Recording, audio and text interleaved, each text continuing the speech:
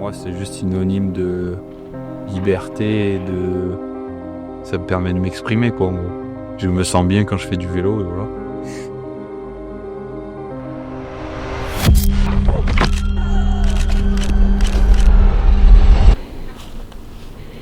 Ah putain, ça fait peur de ouf.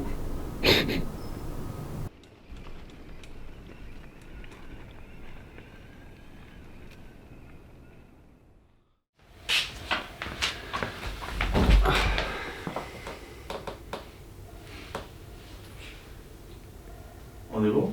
On est bon, on peut y aller. Moi, c'est Elliot Vallon, j'ai 25 ans, j'habite dans la Drôme provençale, je suis viticulteur et sportif de haut niveau en VTT descente.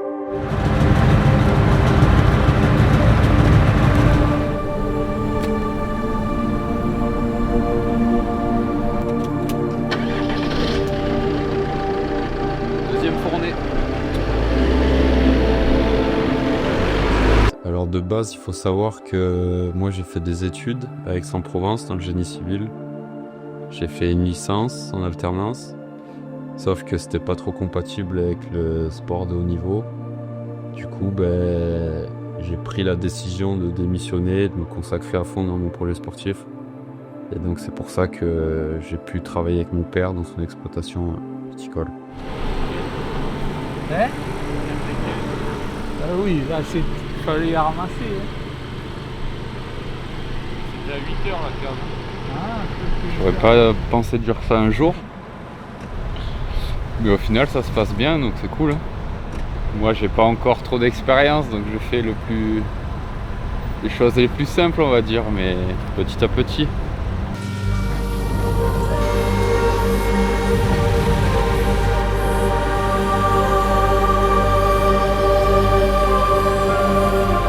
Des mots clés aussi, je dirais que ça serait famille, quoi. Parce que du coup maintenant je travaille avec mon père. C'est le parrain de ma petite sœur qui m'a fait découvrir le VTT. Et c'est mon parrain qui m'a vraiment... Enfin, qui m'aide beaucoup pour la moto. Il avait une concession KTM, un Carpentras espace de roues. Mon père faisait de la moto avec lui, j'étais petit, j'allais les voir sur les compétitions. Et enfin, c'est eux aussi qui m'ont donné cet amour du sport avec les copains, quoi.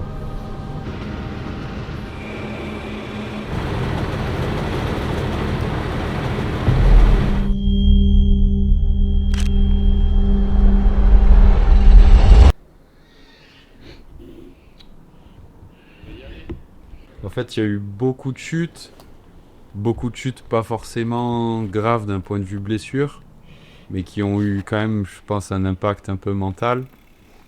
Et après, c'était surtout en 2022, j'ai eu une grosse chute au Portugal.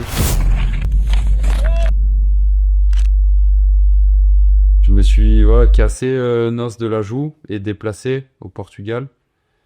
Et du coup, ça a été quand même un moment compliqué. J'étais à l'hôpital au Portugal tout seul, le visage en sang. Une blessure, quand ça impacte le visage, c'est pas comme se casser un poignet ou... Enfin voilà, j'avais un peu du mal à parler, tout ça, donc c'est sûr que ça laisse des séquelles, on va dire. C'est vraiment à partir de là, l'année 2022, où j'ai pris conscience un peu des risques et j'ai roulé un peu plus intelligemment.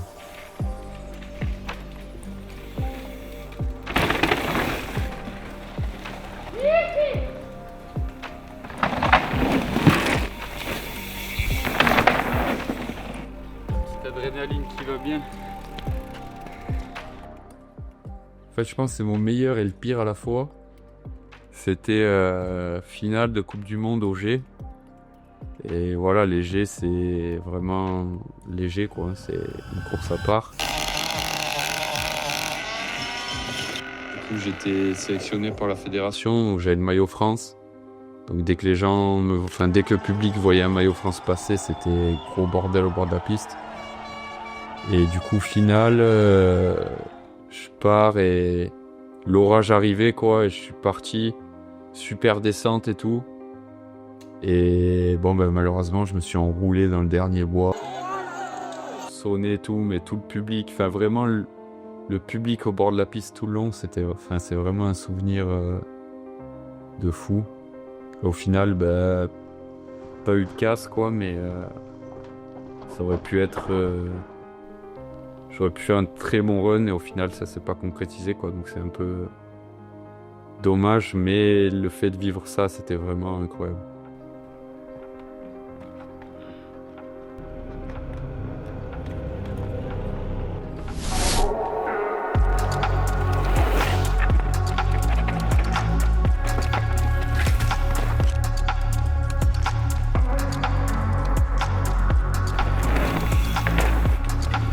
Bah oui, c'est sûr, quand j'étais plus jeune, j'étais inspiré par la Monster Pit, pour ceux qui connaissent. Las Vedas là-bas, la bande de Gian Ferrandis et tout ça. Bah du gras, c'était juste un mot comme ça qu'on disait avec les copains quoi. Et maintenant, bah, ça a bien évolué parce qu'on organise des événements une fois par an. Une bonne grosse bringue. Et voilà, c'est quelque chose qui a pris de l'ampleur et ça ne cesse d'évoluer. Faire les cons sans trop de limites, faire de la mini-moto et tout casser, mettre de la musique à fond, enfin je veux dire, il n'y a pas de limite et tout le monde s'exprime autant qu'il veut. Grâce à Monsieur le Président, Marius d'ailleurs, que je remercierai jamais assez parce que il a passé un nombre d'heures incalculable au terrain pour m'aider, il m'a appris beaucoup de choses. C'est vrai, et c'est vraiment grâce à lui que Steel Gras Park en est là aujourd'hui. Là, il faut qu'on ait lancé, après je pourrais en parler des heures. Mais... Ouais, c'est sûr qu'il y aurait tellement de personnes à remercier, mais je pense à Steven par exemple, que bah, c'est comme mon grand frère et il a toujours été là pour moi et il a su me guider quand ça allait pas. Il était toujours là dans les bons comme dans les mauvais moments. Mes parents, pareil aussi, ma sœur elle a fait du BMX comme moi, donc on était sur les compétitions ensemble, tout ça, on partait en famille sur les courses. Toutes les personnes qui m'ont soutenu et qui m'ont aidé à grandir, à évoluer et à pouvoir faire ce que j'aime et de la meilleure des manières possibles. Il y en a tellement. Merci, ouais, merci à tout le monde.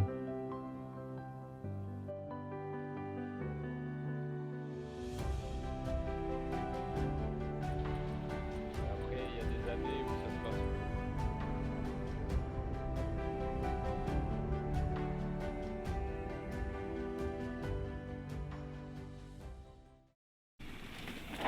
Oh non! Non, c'était sûr! Oh, fait chier! Non! Les aléas du métier, gros. Quand tu fais le port, voilà ce qui arrive. Oui, le dog. Continuons. Il a sorti